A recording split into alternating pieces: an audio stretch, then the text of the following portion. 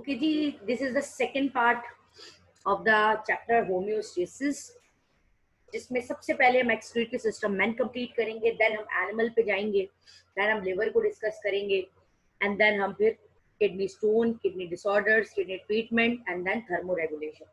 ये सीक्वेंस से हमने इसे कवर करना है। तो भाई एक्सक्रीटरी सिस्टम मैन को यूरिनरी सिस्टम भी कहते हैं। ये चार पार्ट्स पे कंसिस्ट करते हैं। Kidney, one pair of kidney. ये जो किडनी के ऊपर आपको नजर आ रहे हैं ना, ये होते हैं एड्रीनल ग्लैंड। ठीक है, ये ग्लैंड हम पढ़ेंगे कोऑर्डिनेशन एंड कंट्रोल में। आपने याद रखना है किडनी के ऊपर ग्लैंड मौजूद है। ये जो आपको नजर आ रही है, कोई मसल नहीं है, ये कोई स्किन नहीं है, बल्कि ये हमारे पास ग्लैंड है। ठीक है जी। अच्छा, अब किडनी के साथ आपको एक ट्यूब नजर आ रही है, यूरिन यहाँ पे बनता है, वो ट्यूब के थ्रू यूरिनरी ब्लैडर में आता है। और ब्लैडर जो है वो बेसिकली एक मस्कुलर ऑर्गन है जो वहां पे हमेशा स्टोर्ड अपने आप को रखेगा ब्लड, यूरिन को, और at the time of needed it will excrete out from the urethra. तो चार कंपोनेंट है, kidney, ureter, urinary bladder and urethra. जो ब्लड ऑक्सीजनेटेड सप्लाई कर रही है किडनी को, उसे आप कहते हैं रीनल आर्टरी। और जो डीऑक्सीजनेटेड ब्लड किडनी से लेके वापस जा रही है, उसे आप कहते हैं रीनल वेन। ये भी मैं पूरा आपको बताऊंगी, ब्लड सर्कुलेशन इन नेफ्रॉन। ठीक है, जो आपके उसमें नहीं है, कोर्स में नहीं है, लेकिन आपको पता होनी चाहिए उसकी सीक्वेंस। अच्छा, अब हम किडनी की बात करें तो छोटा सा इंट्रोडक्शन पड़ेगी। आपको पहले भी चीजें दो चार पता ही है। किडनी आपके वर्टिब्रल, पीछे वर्टिब्रल कॉलम जैसे ही खत्म होता है ना, वहां पे स्टार्ट है। और वर्टिब्रल कॉलम की आपको पता है सर्विकल, थोरैसिक और लुम्बर रीजन मौजूद है। तो 12 थोरैसिक काउंट पे करेंगे तो 12 थोरैसिक और 3rd लुम्बर वर्टिब्री के पास मौजूद है। पीछे की साइड पे आपकी किडनीज मौजूद है। आप आगे की साइड पे नहीं बताते। हमेशा किडनी, जैसे कमर में दर्द नहीं हो रहा होता, बिल्कुल इस तरह से जब किडनी का पेन होता है तो स्टार्ट होता है दर्द, किडनी का बेसिकली पीछे की साइड पे मौजूद है। यूरिटर ट्यूबुलर ऑर्गन है, 25 सेंटीमीटर लॉन्ग है। ये चीजें एमसीक्यूज के लिए हैं, जो कि किडनी क्योंकि वर्टिब्रल कॉलम के बिल्कुल आसपास ही है, तो वहां से स्टार्ट होती है और पैरेलल होती हुई ब्लैडर तक ज्वाइन करती है। ये देख लें भाई, ये मजीद इसको जो है वो इसका एलएस सेक्शन दिखाया हुआ है। ये आपको रीनल वेन नजर आ रही है, आपको रीनल आर्टरी बन नजर आ रही है, रीनल ग्लैंड नजर आ रही है, किडनी, और ये किडनी का क्रॉस सेक्शन खोल के दिखाया हुआ है।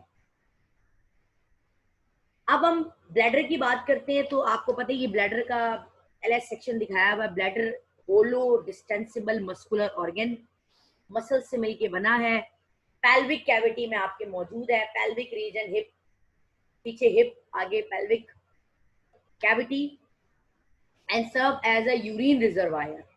ठीक है जी, मसल से मिलके बना हुआ है। इसका काम है यूरिन को रिजर्व रखना, और इनकी वॉल्स में एबिलिटी है वो उस यूरिन में से जितनी देर तक वाटर रहता है उसको वाटर को आहिस्ता आहिस्ता हल्का हल्का एब्जॉर्ब भी कर रहा होता है। ठीक है, तो ये ब्लैडर में एक प्रॉपर्टी है जो आपको पता होनी चाहिए। अच्छा जी, अब हमारे पास ये लोकेशन आपको मैंने दिखा दी, kidney, ureter, bladder and urethra. अब हम यूरेथ्रा की बात कर लेते हैं। यूरेथ्रा वो ट्यूब है जो यूरिनरी ब्लैडर से निकलती है, और ये at the time of excretion urethra काम करता है और ट्यूब लाइक स्ट्रक्चर की बॉडी से यूरिन को पास आउट करती है। अब हम आ जाते हैं किडनी के ऊपर। देखिए, किडनी का फंक्शनल यूनिट है नेफ्रॉन। तो अब आप किडनी के स्ट्रक्चर की बात करें, उसके फंक्शन की बात करें, या उसकी डिजीज से रिलेटेड कोई भी बात करें, तो उसे आप कहते हैं नेफ्रोलॉजी।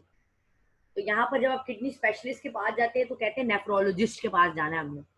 ये एमसीक्यूज के लिए याद रखना है। Reddish brown, bean shape kidney, जैसे हार्ट पेरिकार्डियम मेम्ब्रेन में छुपा हुआ होता है, वैसे किडनी भी एक कनेक्टिव टिश्यू लेयर से ढकी हुई है, उसे आप कहते हैं फाइब्रस कैप्सूल।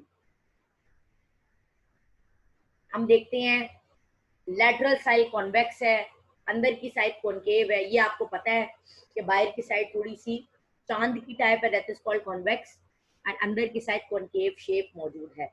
ये देख ले भाई, ये कॉन्वेक्स है, ये कॉन्केव है। अब आपने यहाँ पर दो चीजें देखी, ये kidney bean shape ureter, renal artery, renal vein. अच्छा, यहाँ पर ये आपको डीप पार्ट नजर आ रहा है जहां से renal artery, renal vein connected है, उस डीप पार्ट को आप कहते हैं हाइलस। कॉनकेव रीजन में डीप रीजन मौजूद है, ऐसा नहीं कि यहाँ से निकल रही है, यहाँ से निकल रही है, दरमियान से निकल रही है। तो दरमियान का जो पार्ट है वो थोड़ा ओपन है और किडनी के अंदर से कनेक्टेड है, दैट इज कॉल्ड हाइलस। ठीक है, ये आपने एमसीक्यूज के लिए याद रखना है।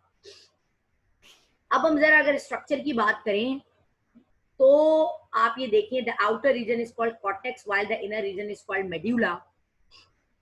उसके बाद आपको ये पायरामिड शेप नजर आएंगे, दैट इज कॉल्ड पायरामिड। अब उस पायरामिड में, उस पायरामिड का पॉइंटेड रीजन को आप कहेंगे पेपिला। क्या कहेंगे? पेपिला। ये सारी डायग्राम के जो आपने लेबलिंग है वो याद रखनी है, ठीक है। This is called renal medulla and the outer region is called renal cortex. ये रहा renal cortex, renal medulla. Papilla आपने याद रखना है, पायरामिड मौजूद है, ये कैप्सूल लाइक स्ट्रक्चर है। यहां से ये हाइलस का वो रीजन था जहां से renal artery, renal vein, renal nerves, ये सारी की सारी अटैच है। भाई किडनी में भी पेन होता है ना, इसका मतलब सेंस तो वो भी कर रही है, समझ आ रही है? तो वो सेंस कर रही है, तो दैट्स वाई वहां पर रीनल नर्व्स भी मौजूद है। अच्छा, अब ये पायरामिड के बीच में गैप मौजूद है, इस गैप को आप कहते हैं रीनल कॉलम। ये एडिशनल चीजें हैं with respect to the labelling, ये आपने चीजें याद रखनी है, एट अ टाइम याद कर लो। अच्छा जी,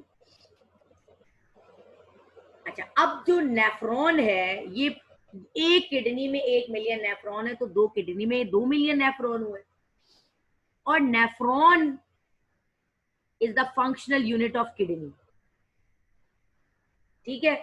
अब नेफ्रॉन जो होता है वो आपको स्ट्रक्चर पता ही है कि नेफ्रॉन का स्ट्रक्चर किस किस्म का होता है। तो किडनी अपने बॉडी के एनवायरनमेंट को देख के उस नेफ्रॉन को चेंज कर देती है, एडेप्टेशन कर देती है। तो नेफ्रॉन 2 रीजन्स के होते हैं, अगर कॉर्टेक्स रीजन में तो आप कॉर्टिकल नेफ्रॉन कहेंगे, और अगर मेडुला रीजन में आ रहे हैं तो उसे आप कहते हैं जक्सटामोडुलरी नेफ्रॉन। नेफ्रॉन एक ट्यूब लाइक स्ट्रक्चर है जो कि फ्लेक्सिबल हो सकता है। तो जब आपकी बॉडी को पानी की ज्यादा नीड है तो जक्सटामोडुलरी नेफ्रॉन और कॉर्टिकल नेफ्रॉन के थ्रू वो ज्यादा से ज्यादा एब्जॉर्प्शन वाटर की करता है। This is the adaptation of kidney with reference to nephron, ठीक है। जब अच्छा, आपने 2 टाइप के देख रहे हैं, आपको बुक में भी डायग्राम नजर आ रही है, पेज नंबर 17 में। एक लंबा न्यूरॉन है, इसकी लूप ऑफ हेनली काफी लंबी है, और एक छोटा है। अच्छा, जो छोटा है वो कॉर्टेक्स रीजन में ही मौजूद है, जबकि जो मेड्यूला है वो पूरा मेड्यूला रीजन में भी पहुंच रहा है। तो नेफ्रॉन जब पानी उसको ज्यादा चाहिए तो जक्सटामोडुलरी नेफ्रॉन के थ्रू पानी की एब्जॉर्प्शन होती है, और जब पानी उसे इतना नहीं चाहिए तो कॉर्टिकल नेफ्रॉन की जो है कॉर्टिकल नेफ्रॉन से वो अपनी एब्जॉर्प्शन करता है, क्योंकि जितना पानी नेफ्रॉन की लूप्स में स्टे करेगा वो उतना ज्यादा ही वाटर को एब्जॉर्ब कर सकेगा, ठीक है जी। तो ये हमारे पास जो है वो बेसिक स्ट्रक्चर था किडनी का। अब हम नेफ्रॉन के स्ट्रक्चर पे आ जाते हैं। भाई the functional unit of kidney is called nephron, जिसके मेन 2 पार्ट्स हैं, रीनल कार्पसल जो कि ग्लोब शेप है, और एक रीनल ट्यूब्यूल जो कि ट्यूब लाइक है। रीनल कार्पसल में 2 चीजें हैं, ग्लोमेरुलस जिसमें कैपिलरीज मौजूद है, और बाउमन कैप्सूल जो कि ग्लोमेरुलस ने जिसे कवर किया हुआ है। और रीनल ट्यूब में पूरी ट्यूब लाइक स्ट्रक्चर मौजूद है, loop of Henle ascending descending मौजूद है। चलो भाई यहां से देख लेते हैं। देखिए, ये जो cup like structure that is called Bowman capsule, इसके अंदर नेटवर्क ऑफ कैपिलरीज आपको नजर आ रही हैं। जहां से ब्लड एंट्री करते हैं उसे आप कहते हैं एफेरेंट आर्टेरियोल, जहां से एग्जिट करते हैं उसे आप कहते हैं इफेरेंट आर्टेरियोल। और हमें ये भी पता है कि जो एफेरेंट है उसका साइज बड़ा है, यानी कि यहाँ पर प्रेशर कम होगा ब्लड का, जबकि इधर का नैरो है तो यहाँ पर प्रेशर ज्यादा होगा, क्योंकि ब्लड है, क्योंकि ये सेल है, लिविंग सेल है, तो इसे भी नरिशमेंट चाहिए। और जो इसकी वॉल एब्जॉर्ब करेगा वाटर वो इसको ही देगा ना, कैपिलरीज को ही देगा ना, बाय डिफ्यूजन प्रोसेस कैपिलरीज को ही देगा। और वो फिर रीनल आर्टरी हार्ट में लेके जाएगी, फिर हार्ट से पूरे बॉडी के अंदर वो सारे न्यूट्रिएंट्स को ट्रांसफर करेगा। तो ये एरिया कहलाता है हमारे पास रीनल कार्पसल, जिसमें बाउमेन कैप्सूल और ग्लोमेरुलस है। बाकी यहाँ से यहाँ तक का एरिया हमारे पास कहलाता है रीनल ट्यूब्यूल। अब रीनल ट्यूब्यूल में जो पहला, उसे आप कहते हैं प्रॉक्सिमल कन्वोलेटेड ट्यूब्यूल, और जो दूसरा है उसे आप कहते हैं डिस्टल कन्वोलेटेड ट्यूब्यूल। प्रॉक्सिमल और डिस्टल कन्वोलेटेड ट्यूब्यूल के दरमियान में लूप ऑफ हेनले मौजूद है। इसे आप कहते हैं असेंडिंग लिम्ब, इसे आप कहते हैं डिसेंडिंग लिम्ब, जो कि ज्यादा से ज्यादा वाटर को एब्जॉर्ब करने के लिए मशहूर है। Then this is the collecting duct. अब यहाँ से यूरिन फ्लो होता हुआ हाइलस के थ्रू बाहर यूरेटर में जाता है, यूरेटर से ब्लैडर में, ब्लैडर से यूरेथ्रा में, देन यूरेथ्रा से पास आउट हो जाता है। ठीक है जी, ये पूरा का पूरा मैंने आप लोगों को इसका सीक्वेंस बता दिया। अब यहाँ पे जो ये बात है वो देखने वाली ये बात है कि ये देख लो आर्टरी है, और आर्टरी से कनेक्टेड ही वेन मौजूद है। ये आर्टरी है जो कि ऑक्सीजनेटेड ब्लड को सप्लाई कर रही है, इसके ऑपोजिट ही वेन मौजूद है जो कि डीऑक्सीजनेटेड ब्लड को वापस में, डीऑक्सीजनेटेड ब्लड इस नेफ्रॉन से कलेक्ट कर रही है, यानी कि अल्टीमेटली किडनी से ही कनेक्ट कर रही है और उसे हार्ट में लेके जा रही है ताकि वो दोबारा से ऑक्सीजनेटेड हो और बॉडी में ऑक्सीजनेटेड ब्लड जाए आपके। ठीक है, तो ये कैपिलरीज है। यानी कि अब हम जो देखेंगे वो हम ये देखेंगे the structure of nephron with respect to flow of blood. Okay जी, now blood circulation to nephron, जो मेजर हमारे पास ब्लड सप्लाई कर रही है वो रीनल आर्टरी कर रही है, यानी कि वो renal artery blood with waste लेके आ रही है। ठीक है, ब्लड विद वेस्ट लेके आ रही है, नेफ्रॉन फिल्टर कर रहा है, और नेफ्रॉन फिल्टर करने के बाद सारा का सारा फिल्टर ब्लड इस रीनल वेन को दे रहा है, और फिर रीनल वेन हार्ट में लेके जा रहा है, हार्ट से पंप होके पूरी बॉडी में चला जाएगा।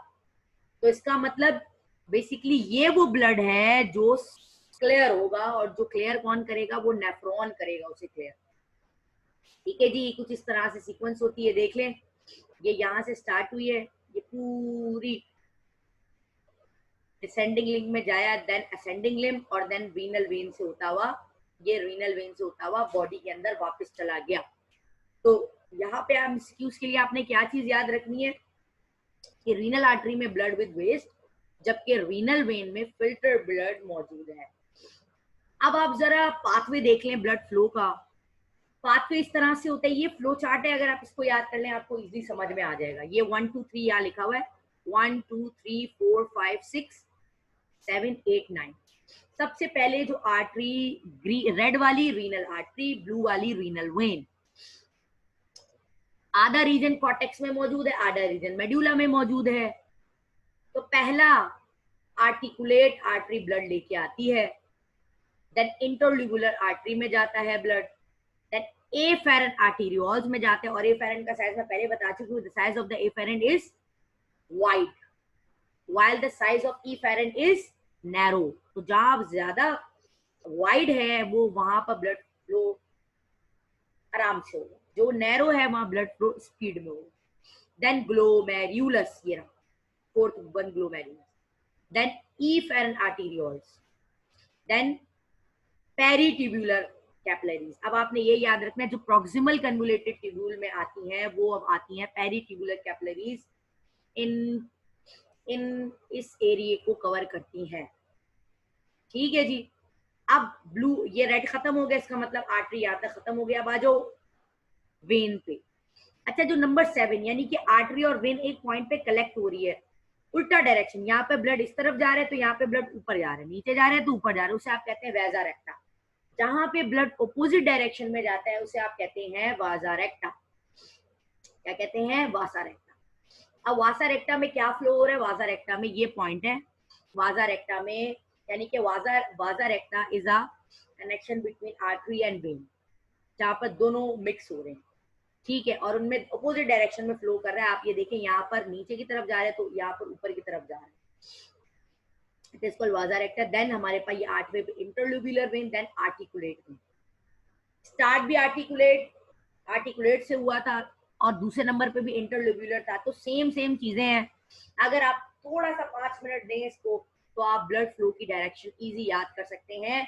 इसी तरीके से ये एमसीक्यूज में भी आ सकता है। नंबर नहीं लिखा हुआ, नीचे ब्लड फ्लो का लिखा हुआ है, एरो एरो करके, भाई पहला ये है, नंबर 2 ये है, 3 ये है, 4 ये, तो आपने सही सीक्वेंस पे करेक्ट करना है।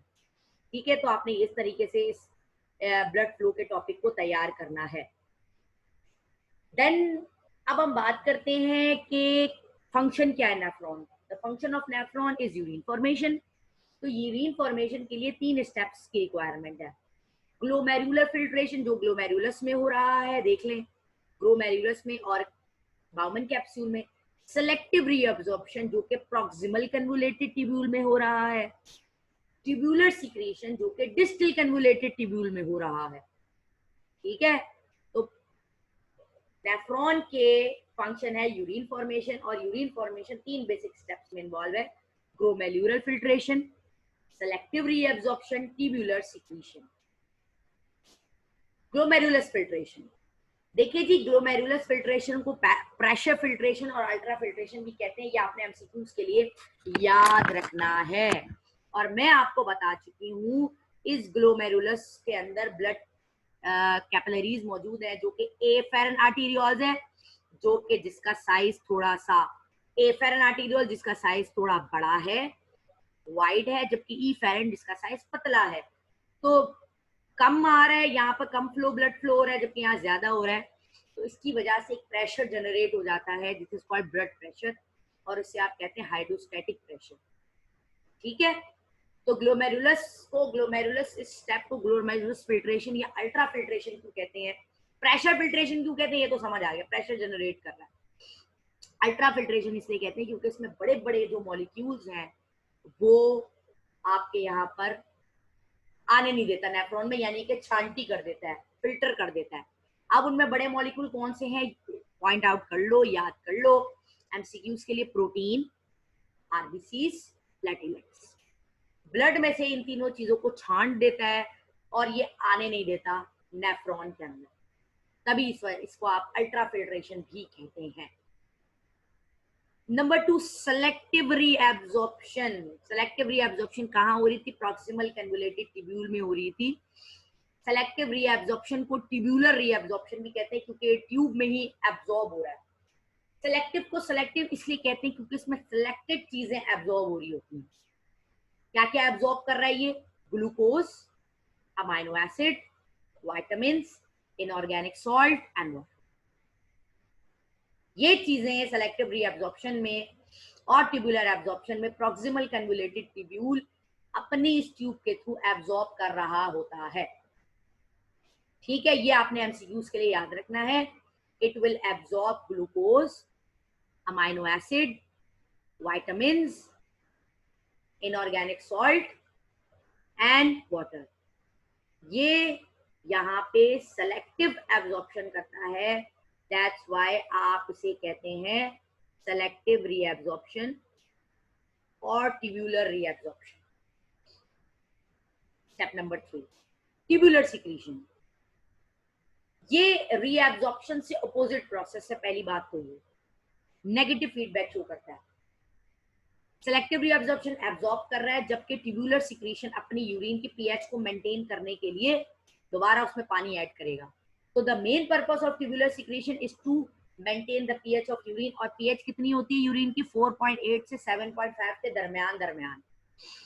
ठीक है, एमसीक्यूज के लिए याद रखना है।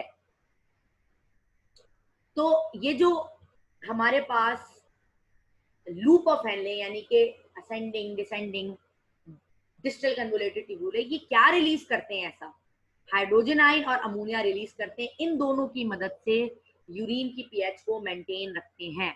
तो ये दो चीजें आपने एमसीक्यूज के लिए याद रखनी है कि in the tubular secretion the loop of Henle, the tubular epithelial loop of Henle secrete ammonia and hydrogen ions to maintain the pH of urine।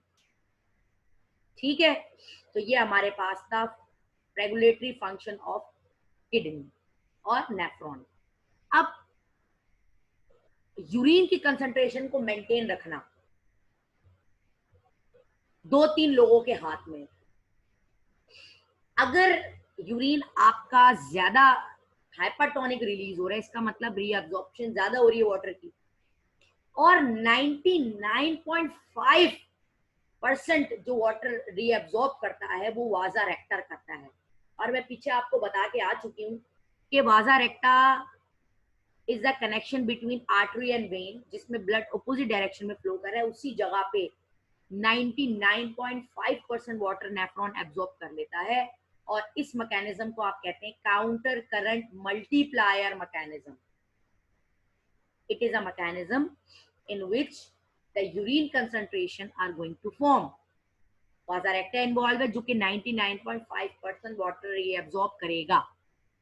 उसके अलावा ये 2 हार्मोन्स पे डिपेंड करता है यूरिन बनना, aldosterone, ADH, anti diuretic hormone.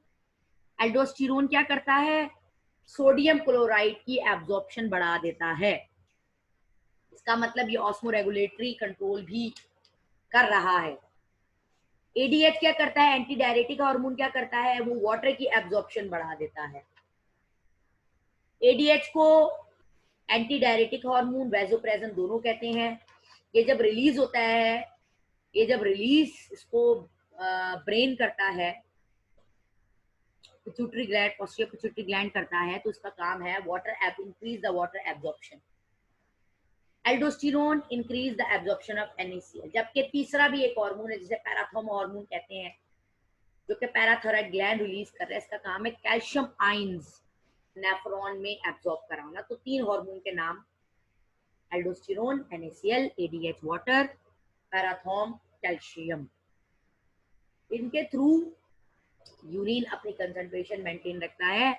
तभी जब आपकी बॉडी को पानी की नीड नहीं होती है तो आपका यूरिन हाइपोटोनिक रिलीज होता है, और जब आपको पानी की बहुत ज्यादा नीड है, आप बाहर से भी इनटेक नहीं कर रहे हैं, तो हाइपरटोनिक रिलीज करता है। ठीक है जी। नाउ किडनी स्टोन, पहले पता होना चाहिए स्टोन का क्या मतलब है। स्टोन का मतलब है मिनरल्स की एक्यूमुलेशन हो जाना, क्लम्स बन जाना, जमघट्टा हो जाना। कहाँ? किडनी की अंदर। ठीक है। और अब स्टोन छोटे साइज का भी होता है, बहुत माइन्यूट ग्रेन सैंड के जितना, और एक गोल्फ की बॉल के जितना भी हो सकता है। तो ऐसी कंडीशन के जिसमें किडनी है, स्टोन है किडनी के अंदर, उसे आप कहते हैं नेफ्रोलाइथियासिस। बहुत सारे कॉजेज हैं, hypercalcaemia, hypercalciuria, hyperoxaluria, hyperuricaemia. Hypercalcaemia समझ आ रहे, इंक्रीज है कैल्शियम लेवल इन ब्लड। जब ब्लड में कैल्शियम लेवल ज्यादा बढ़ जाता है, तो मिनरल है ना कैल्शियम, खुद ब खुद किडनी के अंदर क्लम्स बन जाते हैं और स्टोन बना देता है। हाइपर कैल्सियूरिया, यूरिया का मतलब increase calcium level in urine. जब यूरिन में कैल्शियम लेवल बढ़ जाता है, यूरिन में कैल्शियम लेवल कब बढ़ेगा? पैराथर्म हार्मोन कैल्शियम को एब्जॉर्ब ही नहीं कर रहा, अल्टीमेटली कैल्शियम का लेवल यूरिन में बढ़ जाएगा, तब भी स्टोन कॉज होता है। हाइपर ऑक्जेल्यूरिया, कैल्शियम ऑक्जेलेट का लेवल बढ़ना। यूरिया, यूरिया में, ठीक है। और ये आप जब ग्रीन वेजिटेबल्स खाते हैं उससे कैल्शियम ऑक्जेलेट बढ़ता है। ग्रीन और रेड वेजिटेबल्स, टोमेटो के बीज जो होते हैं उनमें कैल्शियम ऑक्जेलेट बहुत ज्यादा है, और ग्रीन वेजिटेबल्स जितनी भी हैं उन सब में कैल्शियम ऑक्जेलेट ज्यादा है। और hyperuricaemia, the increase uric acid in blood. याद रखना, caemia in blood, uria in urine. इन वजहों से किडनी स्टोन होता है। अब किडनी स्टोन की 2 टाइप्स की ट्रीटमेंट होती, ESWL, PCNL। Extra shock wave lithotripsy, अभी तक आपने इंटर में से सिंपली पढ़ा था लिथोट्रिप्सी, मैं आपको इसका एडिशनल नेम बता रही हूँ, एक्स्ट्रा शॉर्ट वेव लिथोट्रिप्सी। और PCNL, परक्यूटेनियस नेफ्रोलिथोट्रिप्सी। ठीक है। एक वक्त ऐसा होता है छोटी सी पीस है और आप उसे थोड़ा सा वेव देंगे, वो किडनी में ही ब्रेक हो जाएगा और यूरिन से पास आउट हो जाएगा। ये किडनी बहुत बड़ा साइज का हो गया है, अब वो आप उसे सर्जरी करेंगे तो वो रिमूव होगा। ठीक है। तो एक्स्ट्रा शॉकवेव लिथोट्रिप्सी, परक्यूटेनियस नेफ्रोलिथोट्रिप्सी, ये आपने एमसीक्यूज के लिए चीजें याद रखनी है। ये देखिए भाई, एक्स्ट्रा शॉर्ट वेव लिथोट्रिप्सी, लेटा दिया जाता है, शॉक वेव अप्लाई होती है, लेट सपोज यूरेटर, इतनी खतरनाक जगह पे यूरेथ्रा में। अब देखो स्टोन कहीं भी हो सकता है, किडनी, यूरेटर, ब्लैडर, यूरेथ्रा कहीं भी हो सकता है। वेव अप्लाई हुई, ये स्टोन ब्रेक डाउन हो जाएगा छोटे पार्ट में, क्योंकि क्रम्स ही बना हुआ है ना, एज सच ऐसा सॉलिड तो नहीं है, मिनरल से मिलके बना हुआ है, ब्रेक होगा, पानी ज्यादा पियेंगे यूरिन के तो पास हो जाएगा, छोटा सा ऑपरेशन होता है। जबकि परक्यूटेनियस नेफ्रोलिथोट्रिप्सी में आप कैथेटर डालते हैं, जिसे आप कहेंगे नेफ्रोस्कोप, जो कि जाता है और किडनी स्टोन को वहां से रिमूव करते हैं। देख लें किडनी स्टोन कितनी खतरनाक जगह पे है, यहाँ पे एक्चुअल में पेन स्टार्ट होता है, ये हाइलम में स्टोन। अब ये स्टोन की कोई भी वजह हो सकती है, कैल्शियम की वजह से, कैल्शियम ऑक्सलेट की वजह से, किसी भी वजह से हो सकता है, क्लम्स बने हुए और इसने नेफ्रोस्कोप की वजह से, नेफ्रोस्कोप के थ्रू वो बाहर निकाल दी, यानी कि सर्जरी हुई है, दैट इज कॉल्ड परक्यूटेनियस नेफ्रोलिथोट्रिप्सी। ये लेकिन एक बजाय एक छोटा सा कैथेटर होता है, ट्यूब लाइक पतला बारीक सा तार के जितना साइज। अच्छा लास्ट केस है, ये तो स्टोन की हम बात कर रहे थे, अब kidney become fail. What do you mean by fail? Fail का मतलब है किडनी ने या तो अपना काम छोड़ दिया है या तो अपना काम कम कर दिया है, दोनों कंडीशन में आप उसे कहेंगे किडनी फेल है। अब या तो एक फेल हुई है, जब एक पे भी बंदा सरवाइव कर सकता है, अगर एक फेल हुई है तो बंदा दूसरे पे भी सरवाइव कर सकता है। दोनों फेल हो गई, क्या क्या वजह हो सकती है? एक है क्रोनिक, एक है एक्यूट। क्रोनिक मतलब हमारे पास बहुत देर से हुआ है, एक्यूट मतलब फटाफट हो गया, किसी वजह से हुई है, फटाफट ब्रेन हेमरेज हुआ, एक्सीडेंट हुआ, ब्रेन हेमरेज हुआ, किडनी फेल हो गई।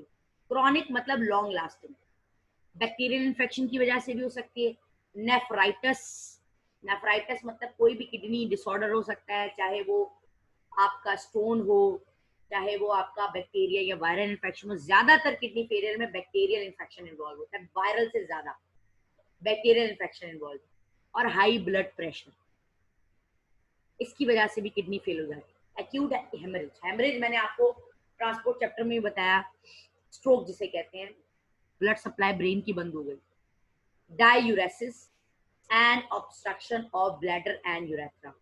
अब ऑब्स्ट्रक्शन का मतलब क्या है? ऑब्स्ट्रक्शन का मतलब है कि आपका ब्लैडर और यूरेथ्रा की वॉल्स खराब हो गई हैं। अब वो खराब एक्सीडेंट की वजह से भी हो सकती है।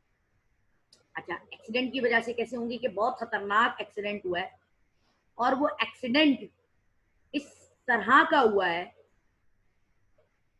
कि आपकी किडनी डैमेज हो गई, ऑर्गन डैमेज हो गए, ठीक है, तो इसे आप कहेंगे obstruction of bladder and urethra. अच्छा जी, अब यहाँ पे लिखा हुआ है डायूरेसिस। डायूरेसिस एक ऐसी कंडीशन है जिसमें आपकी किडनी जो है वो फ्रीक्वेंट यूरिनेशन परफॉर्म करे, यानी कि बार बार यूरिन है, यानी कि एक्स्ट्रा वाटर एब्जॉर्ब कर रहा है किडनी, ये भी हार्मफुल है, ठीक है, तो इसे आप कहते हैं diuresis. Diuresis is a condition in which the kidney filter too much body fluid that will increase your urine production. इसकी वजह से भी किडनी फेल हो जाती है, ठीक है जी। तो ये हमारे पास किडनी फेलियर यानी कि किडनी, हमने किडनी प्रॉब्लम्स पढ़ ली और उसकी ट्रीटमेंट पढ़ ली किडनी स्टोन की। ओके जी, now we are moving toward the kidney treatment. तो उन एक ट्रीटमेंट में से सबसे सक्सेसफुल ट्रीटमेंट हमारे पास है डायलिसिस। डायलिसिस का क्या मतलब है? Clinical purification of blood.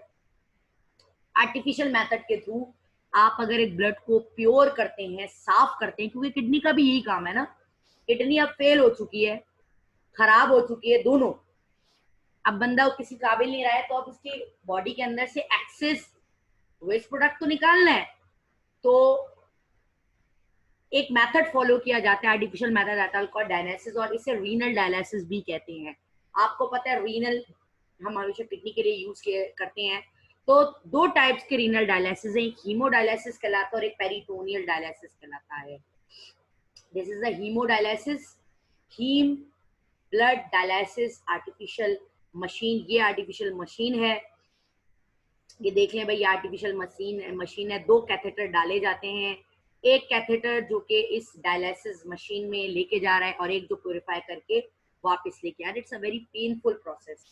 इसे वीक में 3 दफा करते हैं, एक दिन बाद आप उसे करते हैं, और डॉक्टर फिर भी आपको हिदायत देता है कि भैया आपने इतने बोतल पानी वानी पीना है, क्योंकि आपका यूरिन तो बन नहीं रहा, आप प्योरीफाई से होगा। यहाँ पर एक पंप लगा दिया जाता है जिसे आप कहते हैं लाइन आर्टरी पंप। इसका काम होता है, ब्लड आ रहा है, अब उस पंप मिलेगा तो ब्लड का प्रेशर जनरेट होगा ना, ताकि उसने मशीन के थ्रू गुजरना है। ये ना हो कि यहीं आके रुक गया, फ्लो ही में नहीं जा रहा। ठीक है, तो ये पंप के थ्रू यहाँ पर होता है। अब इस ये जो मशीन है इसके अंदर डायलिसिस सॉल्यूशन होता है। क्या होता है? Dialysis solution. ये सिलेक्टिव परमिएबल है, एक पूरा सॉल्यूशन है अंदर मौजूद, और इस अंदर ट्यूब से ब्लड फ्लो होता जा रहा है। तो उस सॉल्यूशन, वो जो सॉल्यूशन है वो जिसे डायलाइसेट कहते हैं, वो सॉल्यूशन उसमें से उस ब्लड को प्योरीफाई करता है, और उसमें से जो इम्प्योर चीज है वो उस एक बर्नर में डालता है, और जो प्योर वन है उसे आप इस ट्यूब के थ्रू वापस अंडर कर देता है। तो डायलाइसेट सॉल्यूशन जो है वो एक एक बीकर से कनेक्टेड है और मुसलसल इसे मिलता जा रहा है। ठीक है, ये और ये डायलाइसेट इसे मिलता है ब्लड में, वो ब्लड के साथ वो अपना एक कनेक्शन बनाता है, ब्लड से डिफ्यूजन के थ्रू सारी इंप्योरिटी लेता है, और अब वो डायलिसिस, अब वो जो डायलाइसेट सॉल्यूशन इस बर्नर में जाएगा वो एक्सिस सॉल्ट या यूरिया के साथ होगा। समझ आ रही है बात? तो यहाँ ब्लड नहीं जा रहा, ब्लड सिर्फ डायलिसिस या डायलाइसेट के साथ, डायलाइसेट सिर्फ ब्लड में से इम्प्योर चीज निकालता है और डायलाइसेट अब इम्प्योर हो गया, तो डायलाइसेट इस बीकर में चला जाता है। यानी कि रेगुलर बेसिस में ये जो डायलिसिस मशीन है इसे डायलिसिस सॉल्यूशन दे दिया जाता है। ठीक है, और ये कैथेटर वापस से उस ब्लड को आपकी बॉडी में इंटर कर देता है, that is called haemodialysis. Then दूसरा हमारे पास कहलाता है पेरिटोनियल डायलिसिस। ये बड़ा पुराना तरीका है, और ये आप अपने डेली रूटीन का काम करते हुए भी अपने पाउच लगा के रख सकते हैं। इसके लिए भी डायलिसिस बैग चाहिए जिसमें डायलिसिस लिक्विड मौजूद है। पेरिटोनियल क्यों कहते हैं? क्योंकि ये जो पेट की मेम्ब्रेन है उसे आप कहते हैं पेरिटोनियल मेम्ब्रेन, वो से वहां पर से ये ट्यूब डाली जाती है, कैथेटर डाला जाता है। ये कैथेटर ब्लड लेके आ रहा है, ये ब्लड लेके भी यही आता है, लेके भी यही जाता है, तो एक दफा लेके आता है, ये हमारे पास इस पॉइंट पे, ये पॉइंट पे ब्लड फिल्टर होता है। ब्लड फिल्टर होने के बाद ये ड्रेनेज बैग भी साथ लगाते हैं, यानी कि 2 पाउच लगाया हुआ है, और इसी कैथेटर से वापस बैक फ्लो होके जो आपका ब्लड है वो बॉडी के अंदर इंटर हो रहा होता है। और ये वो हीमोडायलिसिस वीक में 3 दफा करते हैं, जबकि पेरिटोनियल डायलिसिस दिन में 3 से 4 दफा करते हैं। ठीक है जी।